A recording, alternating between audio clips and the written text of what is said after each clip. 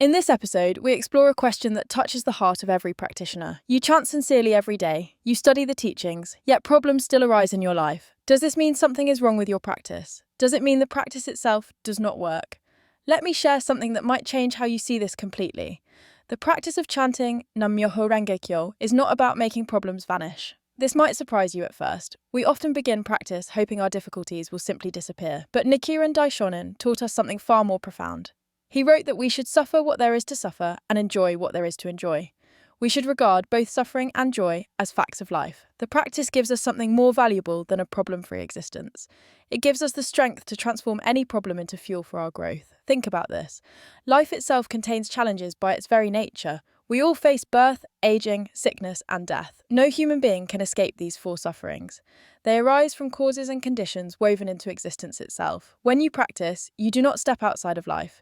You step more deeply into it. You develop the wisdom to see each challenge as your teacher. You develop the courage to face what comes with an open heart. Here is the truth about problems that appear during practice. Sometimes they surface precisely because you are chanting.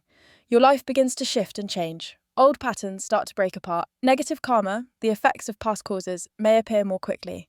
This actually shows the practice is working. The Lotus Sutra teaches that the Buddha nature exists in every person without exception. Your chanting stirs this Buddha nature awake. As it awakens, it begins clearing away what blocks your happiness. This clearing process can feel uncomfortable. It can bring buried issues to the surface. Now consider this. The quality of your practice matters deeply. Chanting even once can illuminate your life like the sun emerging from clouds. But to receive the full benefit, you must chant with genuine faith. You must chant with sincerity in your heart. You must chant consistently, not just when problems arise. Faith means trusting the law of Nam Myoho Renge Kyo, even when you cannot yet see results. Faith means believing in your own Buddha nature, even when you feel weak or confused. Study also plays a vital role in deepening your practice. When you study Nichiren Daishonin's writings, you begin to understand the true nature of life. You begin to see how the law works in your daily existence. Without study, you might practice mechanically without grasping its true meaning. With study, each problem becomes an opportunity to apply what you have learned. You start to see the connections between cause and effect more clearly. Listen to this important point. You do not walk this path alone. Nichiren Daishonin emphasized the importance of fellow practitioners in your journey. When you encounter someone who truly understands the practice, you receive the eye to discern Buddha nature in all living beings. A mentor can guide you through challenges you face. Fellow practitioners can encourage you when your faith wavers. They can share their experiences and insights. Together you create an environment where everyone's practice grows stronger. You remind each other of the power you each possess. Consider this point carefully. The practice requires patience and long-term vision.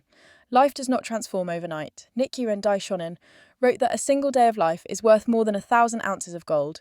Each day of practice adds to your life's treasure. Some benefits appear quickly, others take months or years to manifest. The key is continuing with determination, regardless of immediate results. Your faith grows not just in good times, but especially through difficulties. When you chant through hardship, you prove to yourself the practice works. Let me share something about the nature of obstacles themselves. In Buddhism, obstacles are called devils or negative functions. They arise specifically to test and strengthen your faith. When you decide to reveal your Buddha nature, these forces naturally appear. They might come as doubt in your own mind. They might come as difficult people or circumstances. They always come at crucial moments in your development. Recognizing obstacles as obstacles changes everything. You stop seeing yourself as a victim. You start seeing yourself as a Buddha overcoming challenges inherent to growth. Your attitude toward problems determines whether they defeat you or develop you. Two people can face identical situations. One person crumbles while another person grows. The difference lies not in the situation, but in their life condition. The practice elevates your life condition gradually, but powerfully. From a higher life condition, the same problem looks completely different.